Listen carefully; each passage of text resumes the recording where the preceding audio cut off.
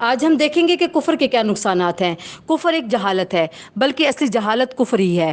اس سے بڑھ کر اور کیا جہالت ہو سکتی ہے کہ انسان خدائی سے ناواقف ہو۔ ایک شخص کائنات کے اتنے بڑے کارخانے کو رات دن چلتے ہوئے دیکھتا ہے، مگر وہ یہ نہیں جانتا کہ اس کارخانے کو بنانے اور چلانے والا کون ہے۔ وہ کون کاریگر ہے جس نے کوئلے اور لوہے اور کیلشیم اور سوڈیم اور ایسی ہی چند چیزوں کو ملا کر انسان جیسی لاجواب مخلوق پیدا کر دی۔ ایک شخص دنیا میں ہر طرف ایسی چیزیں اور ایسے کام دیکھتا ہے جن میں بے نظیر انجینئری، ریاضی دانی، کیمیا دانی اور ساری دانائیوں کے کمالات تو اس کو نظر آتے ہیں، مگر وہ یہ نہیں جانتا کہ وہ علم اور حکمت اور دانش والی ہستی کون سی ہے جس نے کائنات میں یہ سارے کام انجام دیے ہیں۔ ذرا سوچیے اور غور کیجیے کہ ایسے شخص کے لیے صحیح علم کے دروازے کیسے کھل سکتے ہیں۔ جس شخص کو علم کا پہلا سرا ہی نہ ملا ہو، جس کو خدا ہی نہ ملا ہو، جو اپنے آقا، اپنے مالک اور خالق کو جانتا ہی نہ ہو، اب وہ خواہ کتنا ہی غور و فکر کرے، کتنی تلاش و تجسس میں سر کھپائے، اس کو کسی شعبے میں بھی علم کا سیدھا اور یقینی راستہ نہ ملے گا۔ کیوں؟ کیونکہ اس کو شروع میں بھی جہالت کا اندھیرا نظر آئے گا اور آخر میں بھی وہ اندھیرے کے سوا کچھ نہ دیکھے گا۔ کفر ایک ظلم ہے، بلکہ سب سے بڑا ظلم کفر ہی ہے۔ آپ جانتے ہیں کہ ظلم کسے کہتے ہیں؟ ظلم یہ ہے کہ کسی چیز سے اس کی طبیعت اور فطرت کے خلاف زبردستی کام لیا جائے۔ آپ کو پچھلی ویڈیو میں معلوم ہو چکا ہے کہ دنیا میں جتنی چیزیں ہیں سب اللہ کی تابع فرمان ہیں اور ان کی فطرت ہی اسلام یعنی قانون خداوندی کی اطاعت ہے۔ خود انسان کا پورا جسم اور اس کا ہر حصہ اسی فطرت پر پیدا ہوا ہے۔ خدا نے ان چیزوں پر انسان کو حکومت کرنے کا تھوڑا سا اختیار تو ضرور دیا ہے، مگر ہر چیز کی فطرت یہ چاہتی ہے کہ اسے خدا کی مرضی کے مطابق کام لیا جائے۔ لیکن جو شخص ایسا نہیں کرتا وہ کفر کرتا ہے۔ وہ ان سب چیزوں سے ان کی فطرت کے خلاف کام لیتا ہے۔ وہ اپنے دل میں دوسروں کی بزرگی اور محبت اور خوف کے بت بٹھاتا ہے، حالانکہ دل کی فطرت تو یہ چاہتی ہے کہ اس میں خدا کی بزرگی اور محبت اور خوف ہو۔ وہ اپنے تمام اعضاء سے اور دنیا کی ان سب چیزوں سے جو اس کے اختیار میں ہیں خدا کی مرضی کے خلاف کام لیتا ہے، حالانکہ ہر چیز کی طبیعت یہ چاہتی ہے کہ اس سے قانون خداوندی کے مطابق کام لیا جائے۔ بتائیے ایسے شخص سے بڑھ کر اور کون ظالم ہوگا جو اپنی زندگی میں ہر وقت ہر چیز پر حتیٰ کہ خود اپنے وجود پر بھی ظلم کرتا رہے۔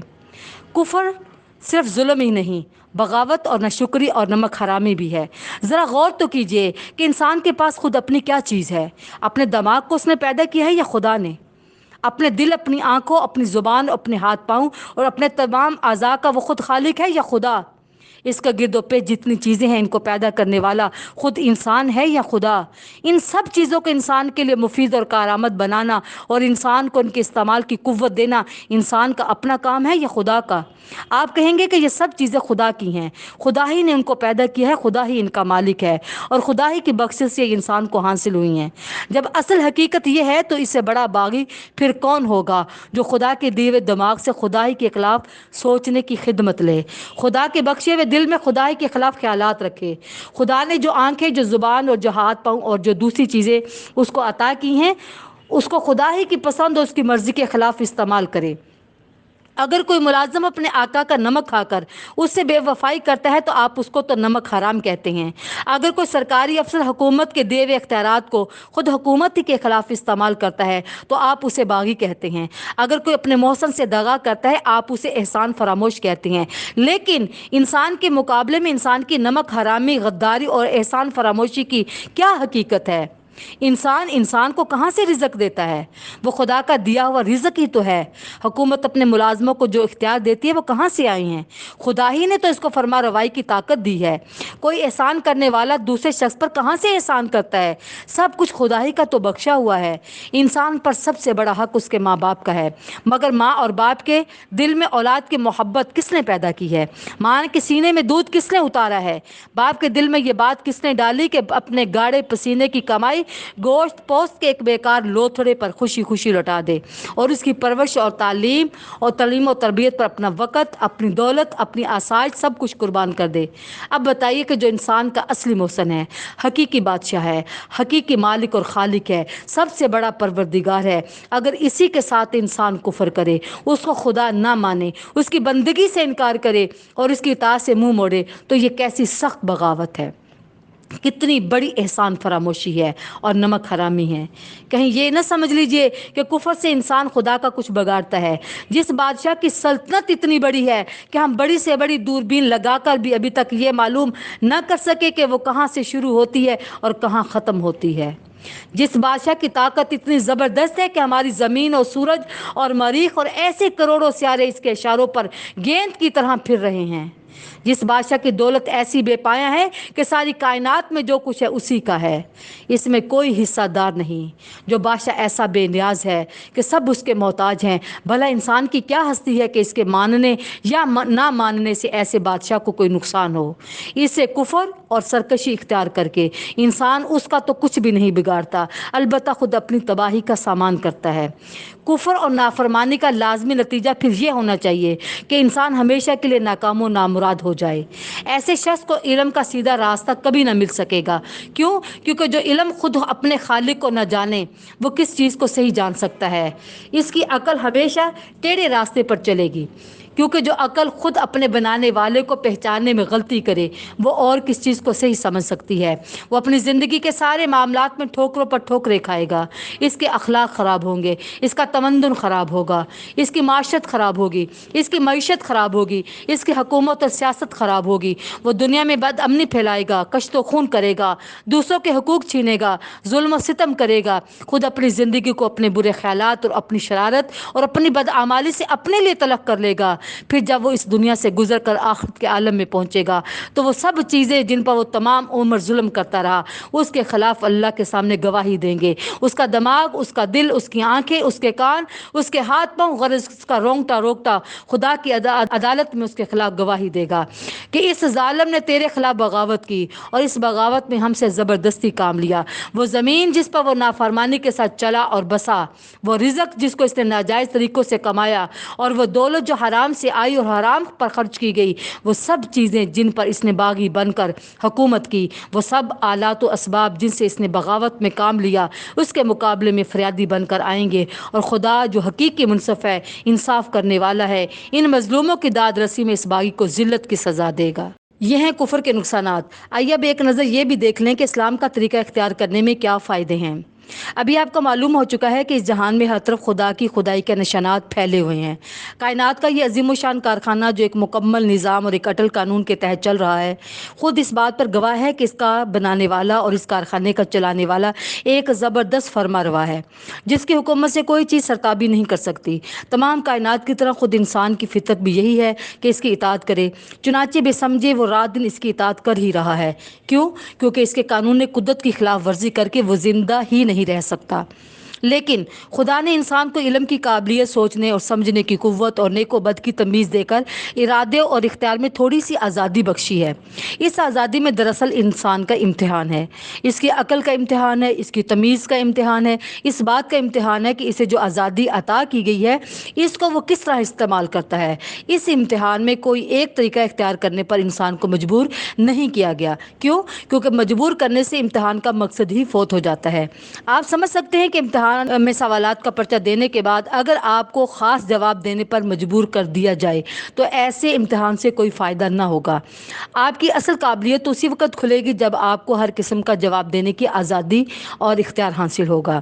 اگر تو آپ صحیح جواب دیں گے تو کامیاب ہوں گے اور آئندہ ترقیوں کا دروازہ آپ کے لیے کھل جائے گا، اور اگر آپ غلط جواب دیں گے تو ناکام ہوں گے اور اپنی نااہلی سے خود ہی اپنی ترقی کا راستہ روک لیں گے۔ بالکل اسی طرح اللہ تعالیٰ نے بھی اپنے امتحان میں انسان کو آزاد رکھا ہے کہ جو طریقہ چاہے وہ اختیار کرے، اسے آزادی دی گئی ہے۔ اب ایک شخص تو وہ ہے جو خود اپنی اور کائنات کی فطرت کو نہیں سمجھتا، اپنے خالق کی ذات و صفات کو پہچاننے میں غلطی کرتا ہے، اور اختیار کی جو آزادی اسے دی گئی ہے اس سے فائدہ اٹھا کر وہ نافرمانی اور سرکشی کا طریقہ اختیار کرتا ہے۔ ایسا شخص علم اور عقل اور تمیز اور فرش ناسی کے امتحان میں ناکام ہو گیا۔ اس نے خود ثابت کر دیا کہ وہ ہر حیثیت سے ادنا درجے کا آدمی ہے، لہٰذا اس کا وہی انجام ہونا چاہیے جو آپ ابھی سن چکے ہیں۔ اس کے مقابلے میں ایک دوسرا شخص ہے جو اس امتحان میں کامیاب ہو گیا۔ اس نے علم اور عقل سے صحیح کام لے کر خدا کو جان لیا، پہچان لیا اور خدا کو مان لیا، حالانکہ وہ ایسا کرنے پر مجبور نہیں کیا گیا تھا۔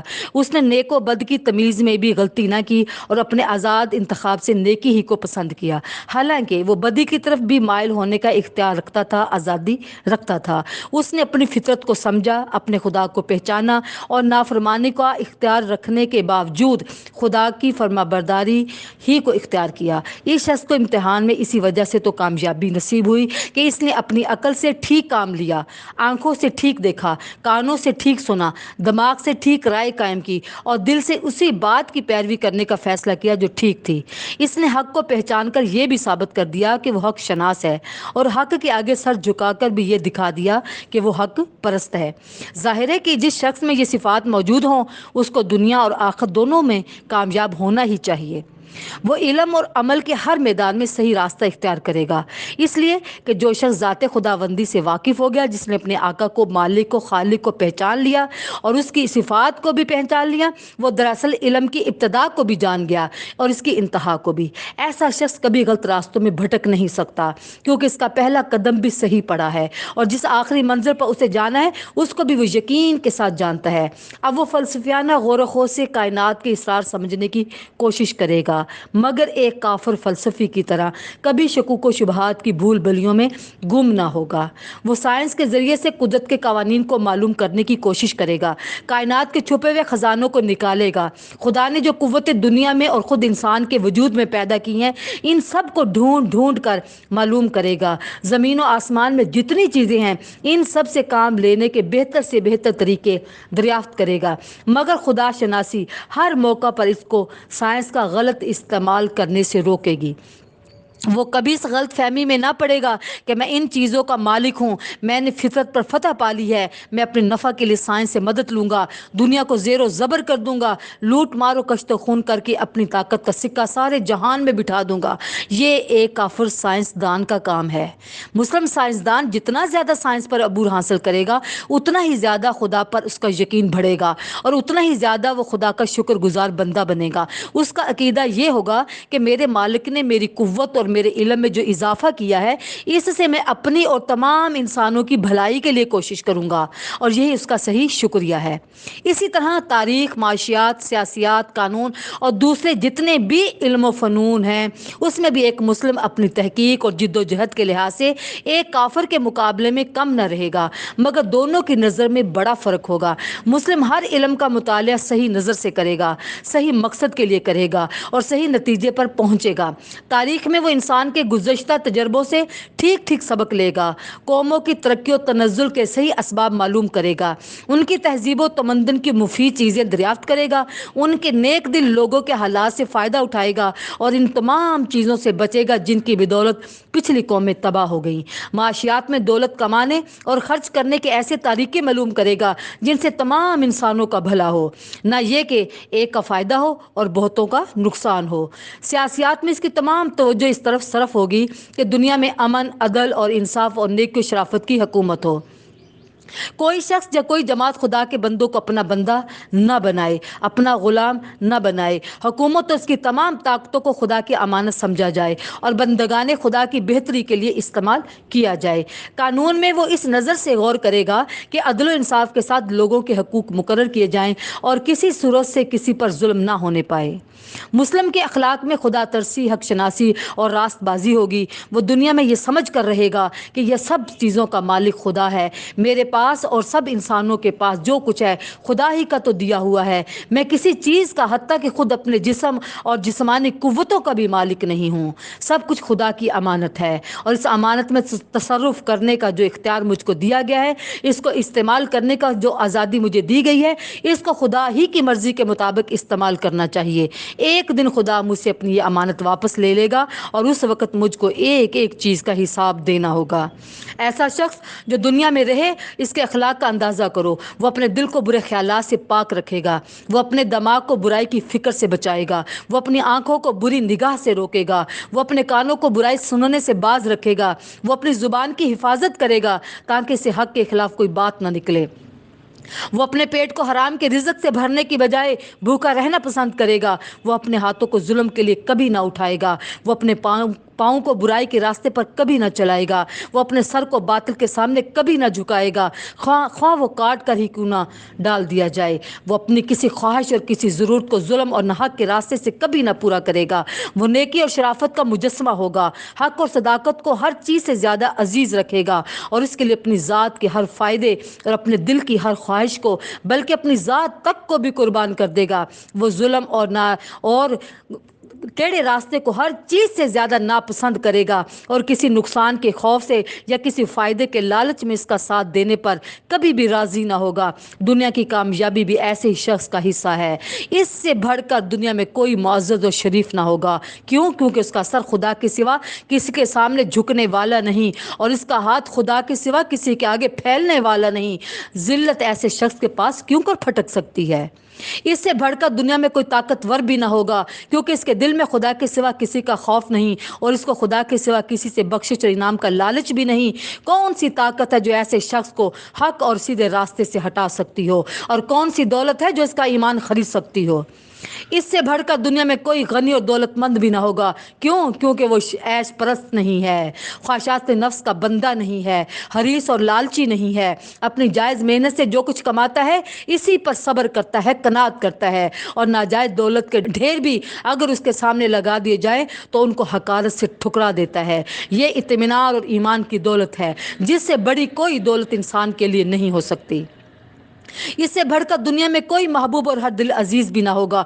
क्यों? क्योंकि वह हर शख्स का हक अदा करेगा और किसी का हक ना मारेगा, हर शख्स से नेकी करेगा और इसके बदले में अपने लिए कुछ ना चाहेगा। लोगों के दिल आप से आप उसकी तरफ खींचेंगे और हर शख्स उसकी इज्जत और मोहब्बत करने पर मजबूर होगा। इससे बढ़कर दुनिया में किसी का एतबार भी ना होगा, क्योंकि वह अमानत में ख़यानत ना करेगा, सदाकत से मुंह ना मोड़ेगा, वादे का सच्चा और मामले का खरा होगा और हर काम में ये समझ कर ईमानदारी बरतेगा कि कोई और देखे या ना देखे मगर खुदा तो सब कुछ देख रहा है। ऐसे शख्स की इज्जत का क्या पूछना, ऐसे शख्स की साख का क्या पूछना, उसके रुतबे का क्या पूछना, उसकी सरफराजी का क्या पूछना, उसके अरूज का क्या पूछना। कौन है जो उस पर भरोसा ना करेगा? एक मुस्लिम की सीरत को अच्छी तरह समझ लीजिए और यकीन कर लीजिए कि मुस्लिम कभी दुनिया में जलील और महकूम और मगलूब बनकर नहीं रह सकता। वो हमेशा गालिब और हाकिम ही रहेगा। क्यों? क्योंकि इस्लाम जो सिफात इसमें पैदा करता है इस पर कोई कुव्वत गालिब नहीं आ सकती। इस तरह दुनिया में इज्जत और बुजुर्गी के साथ ज़िंदगी बसर करने के बाद जब वो अपने खुदा के सामने हाजिर होगा तो उस पर खुदा अपनी नेमत और रहमतों की बारिश करेगा। क्यों? क्योंकि जो अमानत उसके सुपुर्द की गई थी उसका पूरा पूरा हक उसने अदा कर दिया और जिस इम्तिहान में खुदा ने उसको डाला था उसमें वो पूरे पूरे नंबरों के साथ कामयाब हुआ। ये हमेशा की कामयाबी है, ये दुनिया से लेकर आखिरत तक मुसलसल चली जाती है और कहीं इसका सिलसिला ख़त्म नहीं होता। ये इस्लाम है, इंसान का फितरी मज़हब इस्लाम। ये किसी कौम और मुल्क के साथ ख़ास नहीं है। हर ज़माने और हर कौम और हर मुल्क में जो भी खुदाशनास और हक पसंद लोग गुजरे हैं इन सब का यही मज़हब था। वो सब मुस्लिम थे, ख्वाह उनकी ज़ुबान में इस मज़हब का नाम चाहे इस्लाम हो या इस्लाम की जगह पर कुछ और हो।